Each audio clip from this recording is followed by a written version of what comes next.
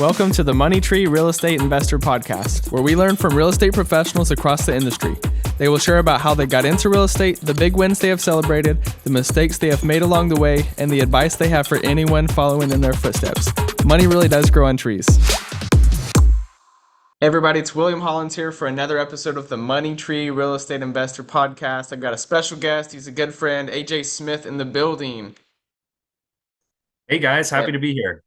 Man, you're sharp dressed today. You're wearing that suit and tie. I like it. Let's get down to business. I'd love to hear just a little bit of your background.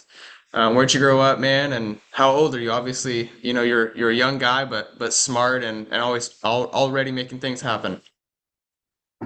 Well, thank you. Yeah, glad to be here. Where I grew up, how I got started. So I'm from the Midwest, specifically Iowa, Eastern Iowa. If anyone's familiar with the Quad Cities, I'm from the Quad Cities area, kind of Iowa, Illinois border. Yeah, grew up in Eastern Iowa, moved out to Seattle for about 6 years, and then moved back to the Quad Cities for a little bit. So I just got back from a vacation over there and really enjoyed my time. It was a little cooler, a little more water, which was a lot of fun. But yeah, so growing up, I played baseball, did football, track, all the sports. My parents like to say that kept me out of trouble. I like to think so too. I was really involved in school, did a bunch of clubs, environmental club, chess club, all those different things. Just a lot of things to get involved in a lot of different areas. One of my favorite things to do is Habitat for Humanity. And that led eventually into a love for real estate too. So I got started with Habitat, volunteering with them in high school. Part of football, I think we helped out with one of their projects. That's I got to awesome. swing. Yeah, I got to swing a hammer. I got to, see some siding getting put up, put some flooring down, and I saw all this, and I was like, I know people get paid for this, and I know this house is really nice. So I think it'd be interesting to do something like this one day. So in the summers in between high school, college, some of my college years, I volunteered with Habitat for Humanity, got involved with the student organization at the University of Iowa. That was a ton of fun. We put up a bunch of fundraisers. I think we raised about $3,500 to help build some houses in the Iowa City area. And yeah, just kept building houses around that area, learning the business that way, volunteering in the summers. In terms of that construction side, that's where I got some of the DIY ability, especially laying floors. That's a great way to save some cash if you know how to lay some floors yourself. But that's how I got started initially in sort of the DIY real estate space. From the finance side of things, I read Rich Dad Poor Dad when I was about a sophomore in college. My brother introduced me to it. Shout out Alex, thanks again. And yeah, I read that book and listened to the BiggerPockets podcasts after he put me onto them. And I was like, wow, this sounds awesome. There are people that are retiring when they're 30 years old, 40 years old instead of 50, 65 or 65, 70 that we typically have. So I was like, this is a great space to be in. I studied accounting in college. So not the most exciting subject to a lot of people, but after reading Rich Dad Poor Dad, I learned, accounting, according to Robert Kiyosaki, accounting is the language of business. And so if you're able to know accounting, the basic building blocks for all sorts of businesses, then you can take that and put it into whatever venture that you want to take on later. So when I was trying to decide my major, initially I came in as an economics major. I read Rich Dad Poor Dad and I was like, okay, accounting all the way. And I studied taxes in college. I learned about pigs and pals, which I made a Instagram and I saw LinkedIn that. post on. And I thought that was so neat, passive income generators, passive activity losses, those two things canceling each other out on your taxes. I thought that kind of stuff and those incentives provided by the government for real estate investing is just so cool. I thought, the ability to leverage a large portion of your ownership in a real estate transaction versus, buying bonds, buying stocks, just keeping it in a savings account and then paying that down through tenant interactions, that kind of stuff, just really appealed to me and all the different wealth generating factors that real estate can provide for you that so many other asset classes just don't have, and the tax incentives that other asset classes don't have. All of these things, as I was going through college, reading these books, talking to people like I'm talking to you right now, I would call folks up on Hmm. the phone that I found on BiggerPockets and just be like, hey, I saw that you got involved in this space, a couple of years ago, and now you already have 4 units, 10 units, 50 units. How did you do it? And just picking their brain. That's how I got started, is just picking people's brains, seeing what they were doing, how they were doing it, and trying to do it myself. Yeah, man, that's awesome. So we'll definitely dive into a lot more of what you've been up to now. I love the background, love getting to know you a little bit better. Obviously, we became friends at the best ever conference. We got to be a Airbnb buds together, and just had a lot of good time and met a lot of awesome people in this space. And I want to commend you. I took a leap of faith in January of this year, 2023, to leave my job, leave my full-time job, go out into the unknown, say no to like a really nice paycheck. And you did that, soon after, actually. And I Um, have to say, honestly, I went to that conference and I met you and I saw how you were doing it. And that was an inspiration for me. Initially, my goal was to retire, or to leave the W-2 world around, 2026, 2027. And then I saw what you were doing. I was like, he's able to do it. This is possible. And wow. so I looked at my current, situation. And I was like, I could do it. Yeah. Based on the passive income that I have from my rentals, like I can also take this leap of faith and bet on myself and see how it goes. So Yeah, thank you. man. I'm glad we Absolutely. were, Airbnb buddies. That's awesome, man. Well, okay, so you quit your job. What was going through your mind, before you were gonna quit your job, and then, kind of that first week? I'd love to hear, was there any like apprehension or fears or anything like that? And how did you kind of push over and push through those? 100%. I think the biggest thing that helped me was the math. So really digging into the math, what is the worst case scenario and how would I overcome that, right? So looking at my expenses from my business and looking at the cash flow that I have in between what my expenses are and what income is being generated currently, and then seeing how does that interplay with my own personal expenses. Seeing the difference between those things and realizing like, okay, not only is there enough to pay all my mortgage, pay all the expenses, and build reserves, there is a decent portion left as well for me to cover my personal expenses. And so, really digging into the math and seeing, this is how much I would be making if everything was, occupied, yada, yada, yada. Mhm. Um, this is how much I'd be making, and this is what I would need to survive. I was like, okay, like this is doable. So I looked at that, and then I started thinking about like, how am I going to generate more income aside from just rentals? And so that got me looking into flips. That got me looking into larger apartment complexes, so that instead of just relying on my own capital, or relying on my own ability to fix things, which in the past I've been very DIY heavy, like that Habitat for Humanity background might suggest. But looking at my business and looking at folks who have been scaling their businesses, I realized I can't just be doing the stuff myself, doing the DIY, the rehab, Mhm. renovating, property management. I have to be scaling and building systems wherein I can take myself out of that business and focus on income generating activities like finding deals, finding partners to take deals down, those kinds of things. Absolutely, man. That's awesome. So your first deal was in June of 2021. What was that first deal? Yeah, first deal, June of 2021. I just graduated college in May. So the 2 years before that, I spent so much time listening to the Bigger Pockets podcast. I Mm. analyzed over 700 properties to figure out how am I going to buy my first one? Because that's always the biggest Okay. step. How am I going to buy my first one? And so Of I those 700, what types of properties were you looking at? Yeah, initially it was all over. So I was looking at burring single family homes, buy, rehab, rent, refinance, repeat.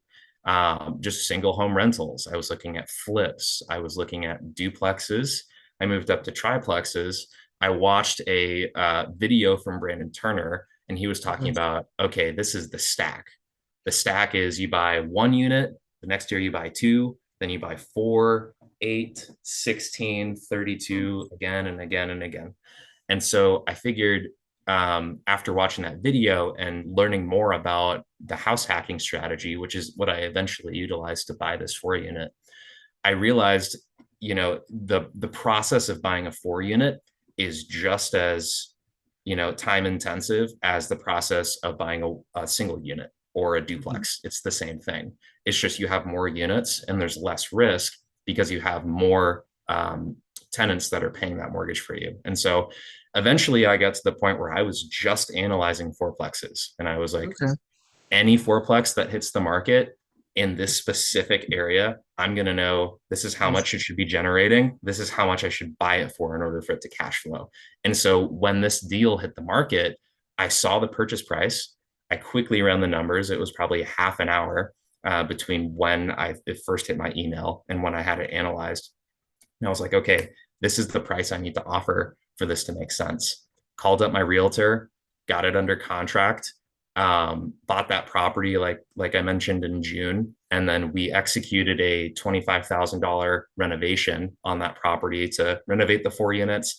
I was able to save a lot of costs because I did, sanding hardwood floors and refinishing them, laying plank, hard luxury vinyl plank, redoing kitchen cabinets, that kind of stuff. Did all that ourselves. And so we saved a bunch of money, built a good amount of equity in it, and there's a good amount of cash flow that comes out of that now too. That's awesome, man. Yeah, it sounds like you've made a lot of unique decisions so far, and I don't think I asked before, but how old are you again?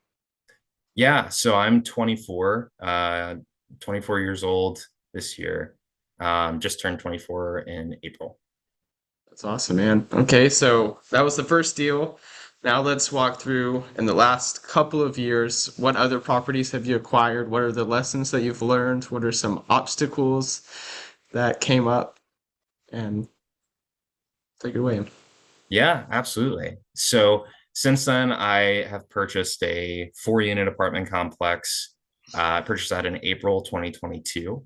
I then purchased a single family home, which I flipped after living in it for a while, about 6 months fixing it up.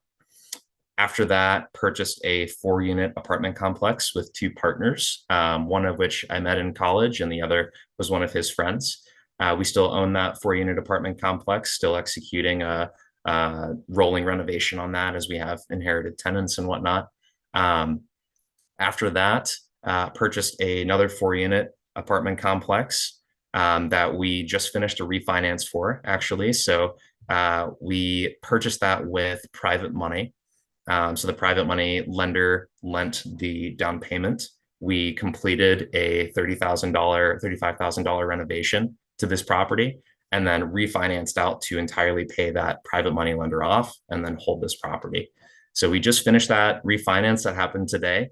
Super Hmm, excited for that. awesome, man. Yeah, that was the first one that we've done in terms of a full kind of burr, if you will, and so that was a lot of fun.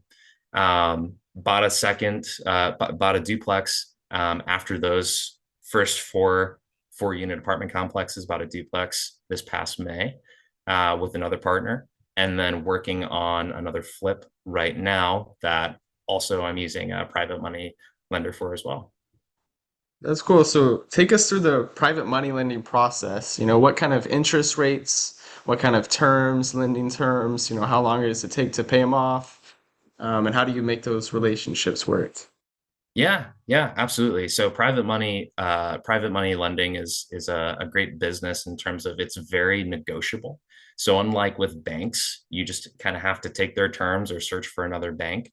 With private money lenders, it's a different kind of a different story. So it's based on your relationship with that person and of course the returns that they're looking for. So in one of these instances, I was paying that private money lender 12%.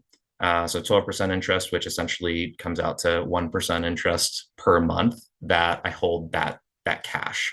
And so It's entirely negotiable. Like I mentioned earlier, the interest rate is negotiable. If they want to do points, so for example, if you borrow $100,000 on a property and you pay 1 point on that, that's essentially 1% on that $100,000 right at the beginning. So all of those things are negotiable. It just depends on, again, your relationship with that lender and what kind of terms that lender is looking for. So in these two scenarios, I was looking for the down payment on the 4 unit apartment complex, as well as the down payments on the flip property that we're doing currently. And I was able to utilize those down payments to also pay for those renovations through the Right. main lender, as the private money lender was kind of a secondary lender in those situations. That's awesome, man. Yeah, that's very savvy. I've definitely heard of people doing that. I haven't used private money before, but you might have to teach me a little bit more about that too. Happy Um, to. Passive investors in real estate are able to receive a check every month. Some people call that mailbox money. We say money really does grow on trees. Visit the website at biggerpictureholdings.com, where we have a ton of free resources to help you learn more about planting your very own money tree.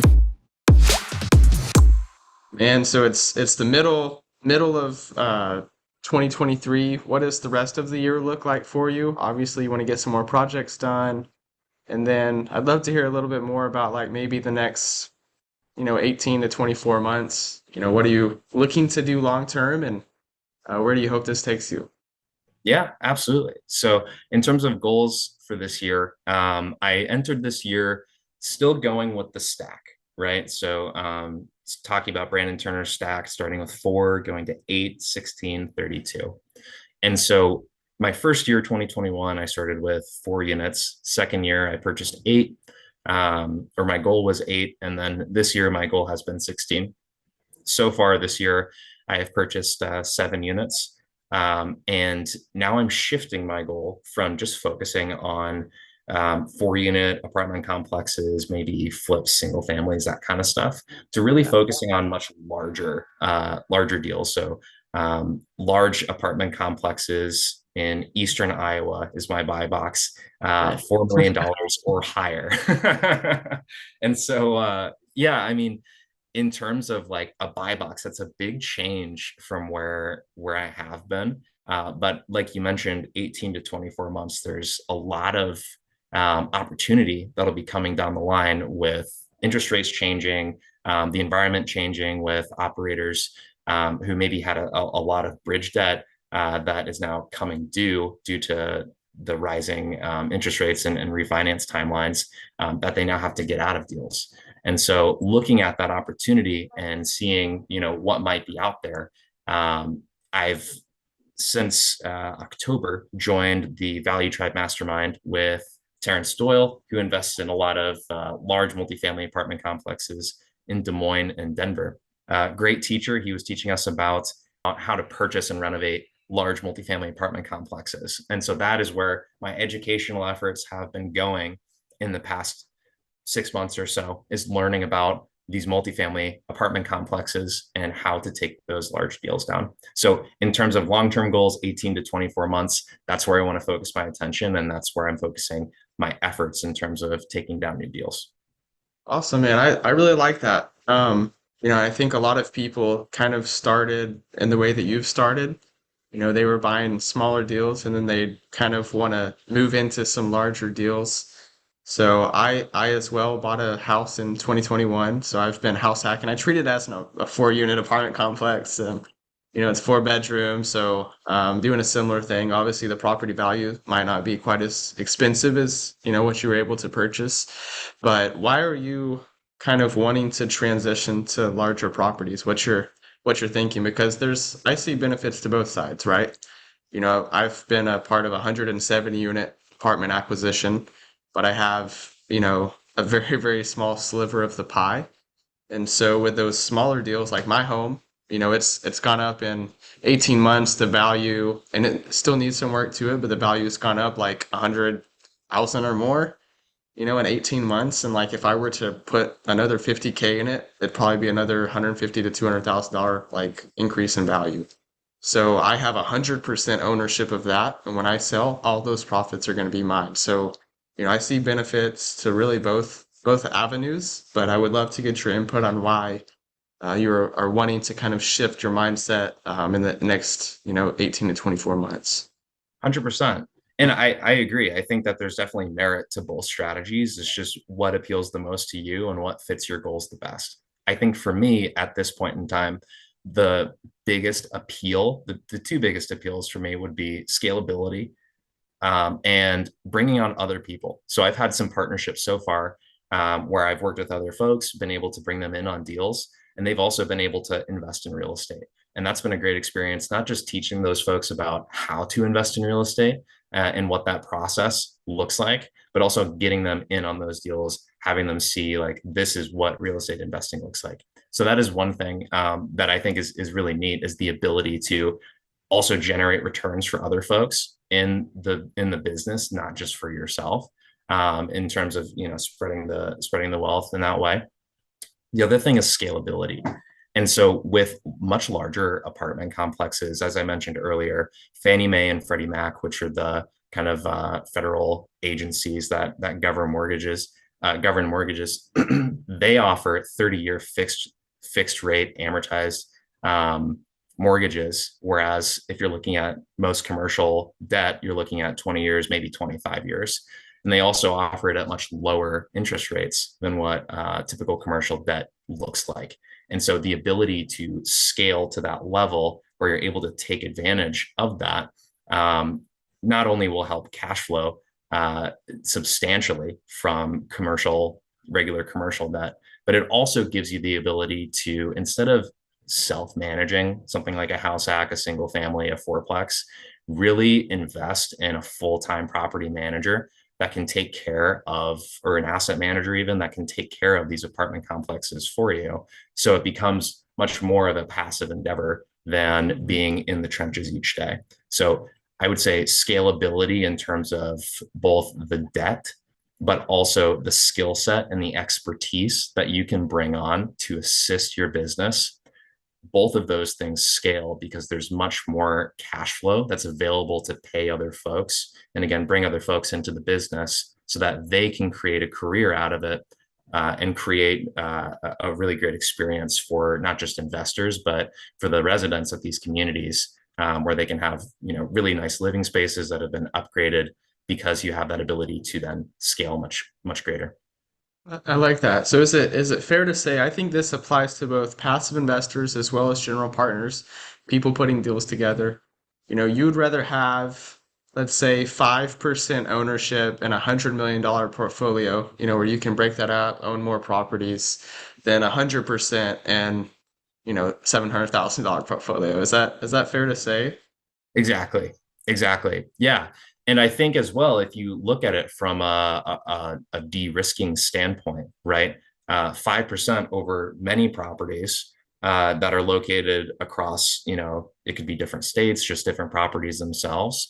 That is also de-risking that investment because you have that money spread out across, it's almost like an index fund, if you will, right? That's spread out across many different companies or many different assets, if you will, where if one gets hit by maybe, let's say, just an act of God, like a tornado or something Oh like man, that, right? it It would happens. really, yeah, exactly. It would really stink to have all of your investment just in that one, 50 unit apartment complex, Mhm. that now has been totally just destroyed.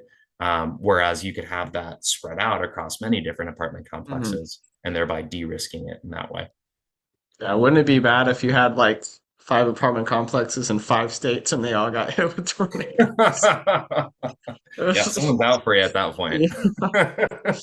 Um, well, thankfully there's insurance, to cover a lot of different circumstances like that. But man, it's been a real pleasure. I'd love to hear, some of the like personal development things that you're trying to do right now to stay updated on, real estate happenings, whether that's debt, trends in the market, but also just like trying to grow your business acumen and relationships with others.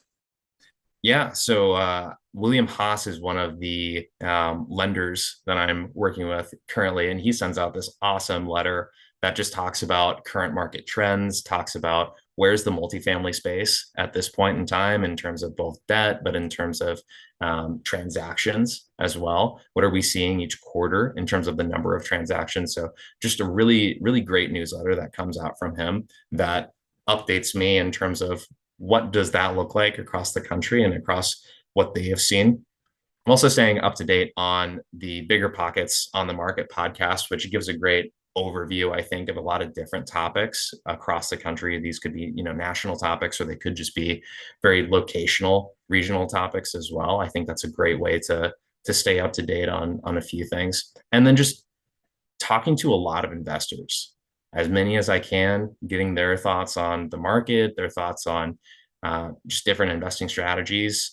I think that having those conversations is incredibly important, and getting people's thoughts and opinions on, their investment strategies can really broaden your horizons in terms of not just keeping your focus on, maybe it's one particular market or one particular niche, which I think is important, of course, but I think having that broader view of this is what some other folks are doing in the market, this is how they're doing, this is what trends that they're seeing too, that can help you as well, maybe bring some things into your particular niche that can expand your business there too.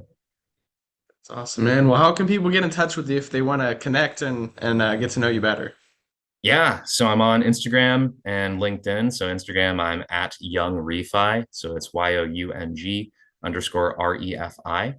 And on LinkedIn, I am AJ Smith. I believe it is AJ Smith 77 on LinkedIn if you want to get in touch with me there. That's awesome, man. Yeah, we'll have both of those links in the description. Young Refi, not a rapper, but a real estate investor. Not yet. Yeah. Well, AJ, it's been a pleasure, man. Thank you so much for joining. Absolutely. Thank you. Like and subscribe below. A new episode will air every Tuesday at 7 a.m. Are you looking for more content? Visit our website, BiggerPictureHoldings.com. And remember, money really does grow on trees.